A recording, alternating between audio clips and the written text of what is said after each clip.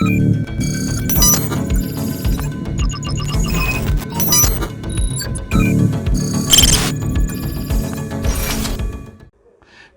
Analysis के series के अंदर एक और एपिसोड में दोस्तों मैं जासिया साइबरवर्स पर आपको वेलकम करता हूं।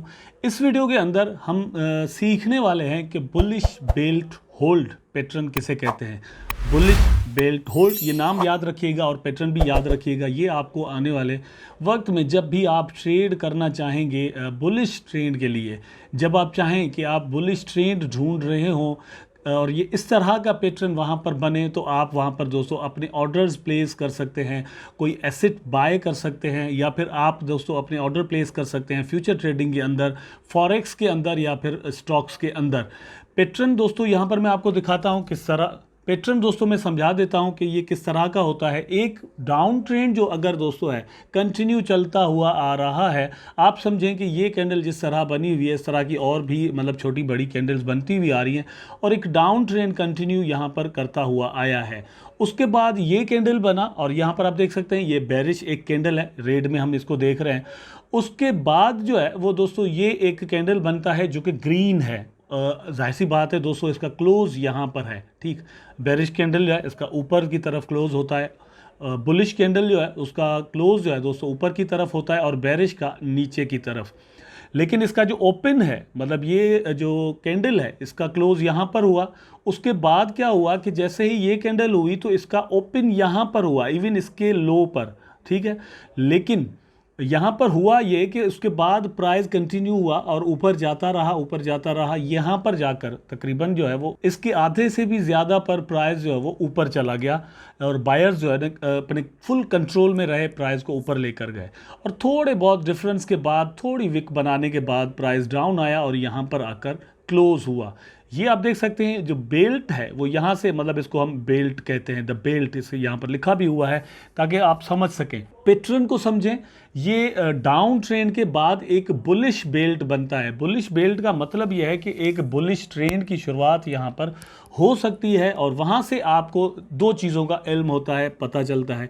एक ये कि अगर आपने ऑर्डर्स अपने प्लेस किए हुए हैं, कोई एसेट बाय करके आपने अपने पास रखा हुआ है और ये पैटर्न बनता है तो आप उसको सेल कर सकते हैं ताकि आप अपना प्रॉफिट बुक करें और समझ जाएं कि यहाँ से ट्रेंड जो है वो रिवर्सल हो सकता है, चेंज हो सकता है।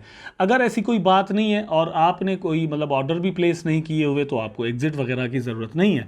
लेकिन ऐसा पैटर्न बना और आप वेट कर रहे हैं कि आपने यहाँ पर अपने ऑर्डर्स प्लेस करने हैं, आपने बाय करना है किसी एसेट को स्पॉट के लिए या फिर फ्यूचर ट्रेडिंग में या फिर फॉरेक्स में अगर आप कर रहे हैं, तो ये जब पैटर्न बनेगा इस तरह का, ये पैटर्न आप जहन में रखिएगा। लेकिन एक चीज़ जहन में रखिए कि ये पैटर्न दोस्तों क्लियर डाउन ट्रेंड के बाद होना चाहिए, क्लियर डाउन ट्रेंड के बाद, ठीक है। ऐसा ना हो कि एक बुलिश ट्रेंड ऑलरेडी चल रहा हो और ऐसा पैटर्न अगर आप देखें तो और आप कहें कि भैया अब जो है वो मार्केट फिर ऊपर जाने वाला है, ऐसा कोई बात नहीं है। उसमें अगर आप करेंगे तो मे भी मार्केट डाउन आए, ठीक। इसलिए मैं ये अगेन आपको क्लियर कर रहा हूँ। डिस्क्लेमर वैसे ये भी है दोस्तों कि ये जो पैटर्न्स हम आपको बताते हैं ये 60, 70, 80% काम करते हैं और भी इंडिकेटर्स मिलाकर इनको हम जब यूज़ करते हैं तो हमारी जो ट्रेड्स हैं वो 70 to 80% जो है वो प्रॉफिटेबल हो सकती हैं।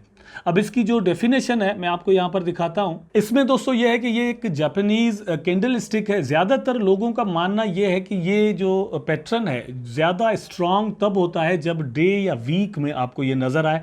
और दोस्तों ये जो कैंडल है इसका यहाँ पर जो यहाँ से ये नीचे नहीं गया, उसका मतलब ये हो कि यहाँ पर एक सपोर्ट हो, वीकली सपोर्ट या डे की सपोर्ट हो। डिफरेंट टाइम फ्रेम्स के अंदर भी ये पैटर्न बनता है और वहाँ से भी आपको जो है वो एक सिग्नल ज़रूर मिल सकता है। लेकिन स्ट्रांगनेस की अगर बात की जाए तो ज़्यादा स्ट्रांग इसे समझा जाता है डे या फिर वीक के अंदर। अदरवाइज़ ये है कि दोस्तों अगर आप देखते हैं डिफरेंट टाइम फ्रेम के अंदर, for example 1 hour, half hour या 4 आवर में भी देखते हैं, तो ये आपके लिए प्रॉफिटेबल हो सकता है। लेकिन ज़्यादा लंबा आपने फिर उसमें स्टे नहीं करना, ठीक। एक एग्जांपल दोस्तों यहाँ से मैं आपको दे देता हूँ। आप देखें कि ये कैंडल यहाँ पर बना है, उससे पहले डाउन ट्रेंड है और यहाँ पर एक मतलब आप ये लॉन्ग बुलिश कैंडल बना है जो कि बुलिश बेल्ट होल्ड है, और इसके बाद आप यहाँ पर दोस्तों अपना ऑर्डर फॉर एग्जांपल प्लेस करते हैं और यहाँ पर आप स्टॉप लॉस लगाते हैं। उसके बाद अगर आप यहाँ पर देखिए तो ट्रेंड लाइन एक बनाते हैं ऊपर के लिए और यहाँ पर जाकर क्लोज होता है। आप यहाँ पर अपना जो है टेक प्रॉफिट लगा सकते हैं, यहाँ पर स्टॉप लॉस लगा सकते हैं अगर ऐसा कोई पैटर्न बनता हुआ नज़र आता है। आप देखें कि ये जो है बिल्कुल वैसा ही है, प्राइस यहाँ से डाउन नहीं आया और प्राइस यहाँ पर जाकर क्लोज हुआ। आपका ऑर्डर जो है वो दोस्तों यहाँ पर प्लेस हो सकता है, या फिर ये है कि इससे प्राइस जब ऊपर चला गया तो आप प्लेस कर सकते हैं, या फिर यहाँ पर अगर आप ये क्लोज हुआ तो आपने ऑर्डर जो है वो यहाँ पर प्लेस किया और उसके बाद प्राइस ऊपर से ऊपर गया और आपने यहाँ पर जाकर प्रॉफिट लिया अपना और टेक प्रॉफिट लगाकर अपना प्रॉफिट लेकर मार्केट से एग्जिट कर लिया। अब दोस्तों शिबा इनू और यूएसडीटी के चार्ट के अंदर हाफ आवर में मैंने ये मतलब खोला हुआ है आपको समझाने के लिए। यहाँ पर आप देख सकते हैं कि यहाँ पर ये पैटर्न दोस्तों बना है, ठीक है। ये एक कैंडल यहाँ पर आई और ये सपोर्ट इस तरह से बनती है कि प्राइस ये मतलब यहाँ से डाउन आ रहा था, आपने देखा यहाँ पर आप देखें प्राइस डाउन आ रहा है, ठीक। प्राइस दोस्तों यहाँ से ओपन हुआ और नीचे आया क्योंकि एक डाउन ट्रेंड चल रहा था, लेकिन यहीं पर क्लोज हुआ। सेकंड कैंडल यहाँ से जो है वो ओपन हुआ। ये जो बुलिश कैंडल है आप यहाँ पर देख सकते हैं ग्रीन में यहाँ पर बनी हुई है, यहाँ से ओपन होता है। उसके बाद क्या होता है कि बायर्स जो है वो प्राइस को ऊपर लेकर जाते हैं, यहाँ पर हाई बनाता है, उसके बाद यहाँ पर आकर ये क्लोज हो जाता है, ठीक, इस रेड कैंडल के बाद। और उसके बाद जो रिजल्ट आता है वो आपके सामने है कि एक बुलिश ट्रेंड, हाफ आवर की मैं बात कर रहा हूँ, यहाँ पर हाफ आवर के बाद ये प्राइस जो है वो यहाँ से ऊपर चला गया। अभी भी मतलब ये ऑन गोइंग है, आई डोंट नो कहाँ तक जाता है, लेकिन एक जो सिग्नल है वो यहाँ पर आपको मिल गया। आप देख सकते हैं कि प्राइस ऊपर गया, ठीक। सेम एज दोस्तों यहाँ पर भी आपको मिलता है। ये एक डाउन ट्रेंड जो है वो ऑन गोइंग था, यहाँ पर थोड़ा करेक्शन हुआ, अगेन प्राइस डाउन आया और यहाँ पर मतलब ये लो बना था, तो आप समझ गए कि ये एक सपोर्ट लाइन है, ठीक है। तो ये सपोर्ट है जहाँ से प्राइस नीचे नहीं जा रहा। दूसरा कैंडल बना ग्रीन वाला, लेकिन प्राइस नीचे नहीं गया, फिर इसके अंदर ही प्राइस रहा, फिर ऊपर उठ गया, ये भी कह सकते हैं, लेकिन इसने लो बनाया इसलिए इसको जो है वो हम इग्नोर करते हैं, ठीक। एक चीज़ सिर्फ मैं आपको यहाँ से इस कैंडल से समझाना चाह रहा हूँ, वो है सपोर्ट लाइन, कि यहाँ से प्राइस नीचे नहीं गया एक बार, दूसरी बार फिर जो है वो बाउंस बैक हो गया, थोड़ा सा अप ट्रेंड चला, उसके बाद फिर प्राइस डाउन आया। ये कैंडल आप देखिए कितना बड़ा कैंडल जो है वो लो ट्रेंड का, डाउन ट्रेंड का बना है, लेकिन फिर इस सपोर्ट से प्राइस नीचे नहीं गया। और सपोर्ट कैसे बनी, यहाँ से 2 बार और फिर ये थर्ड टाइम प्राइस ऊपर चला गया, ठीक है। ऊपर कैसे चला ये आप यहाँ से देख सकते हैं, प्राइस नीचे नहीं गया। यहाँ से आपको सिग्नल मिलता है कि भैया यहाँ से 2 बार ट्राई किया है और फिर यहाँ पर एक बार और जो है वो वापस आया प्राइस, लेकिन डाउन नहीं जा सका, तो आपने यहाँ पर एंट्री मार दिया, ठीक। एंट्री आपने मारा और यहाँ पर आपने अपना स्टॉप लॉस लगाया। यहाँ से ये जो हाई बना था यहाँ पर आपने जस्ट जो है वो अपना टेक प्रॉफिट लगा दिया, ठीक। तो थोड़ा सा प्रॉफिट लेकर आप मार्केट से एग्जिट कर सकते हैं। अदरवाइज दोस्तों ये भी है कि आप यहाँ पर देखें कि ये ही सपोर्ट लाइन अगेन यहाँ पर इसने ट्राई किया है और यहाँ पर आखिरकार टूट गया और प्राइस नीचे आया। अब यहाँ पर इसकी करेक्शन हो रही है। तो ये स्ट्रेटजीज डिफरेंट होती हैं, आपने बार बार सपोर्ट लाइंस को देखना होता है कि अगर यहाँ से दोस्तों फिर प्राइस नीचे आ जाता है, आपने यहाँ पर एंट्री लिया था और प्राइस ये जो है वो यहाँ पर डोजी बनता है, फिर प्राइस डाउन आ रहा है, तो आप यहाँ से एग्जिट मार सकते हैं। यही चीज़ दोस्तों आपको यहाँ पर भी मिलती है, लेकिन उसके बाद ये है कि साइडवेज चले और साइडवेज के बाद प्राइस जो है वो ऊपर चला गया, तो कभी कभार ये भी होता है, उसके लिए वेट करना पड़ता है, या फिर ये कि थोड़ा प्रॉफिट लेकर आप मार्केट से एग्जिट कर जाएं।